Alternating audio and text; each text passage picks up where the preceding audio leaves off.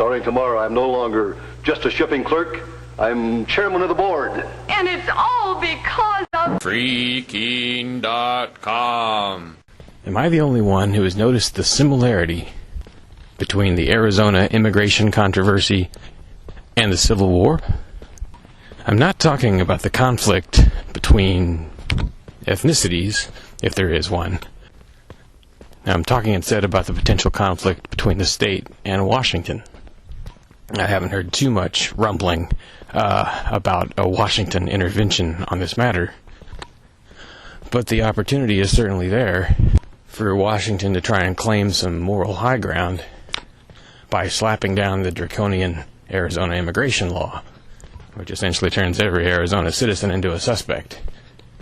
The main similarity I see with the Civil War is that you have a situation where you have a state doing a draconian bad thing, and Washington wanting to unconstitutionally stop them from doing this bad thing.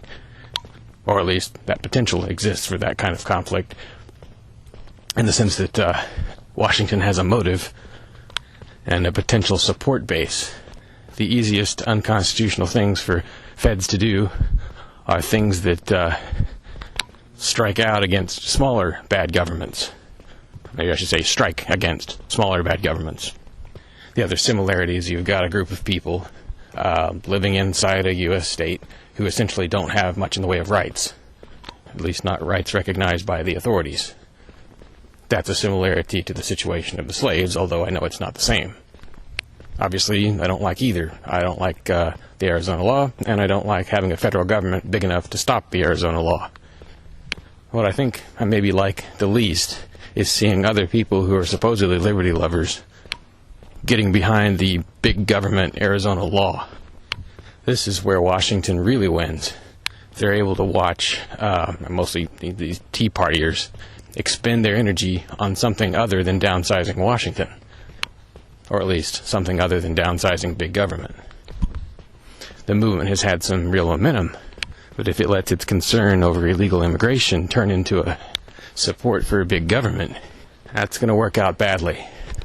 Name one anti-immigrant movement in history that has ever been proven right in hindsight about immigration.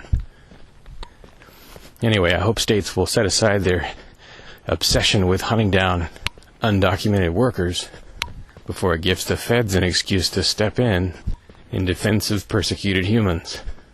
Because we all know when the feds try to right a wrong, they create 2 or 3 new wrongs. More often than not. There's nothing wrong with having the feds against you or being persecuted by them. But you do want to make sure they can never do it with any claim of morality.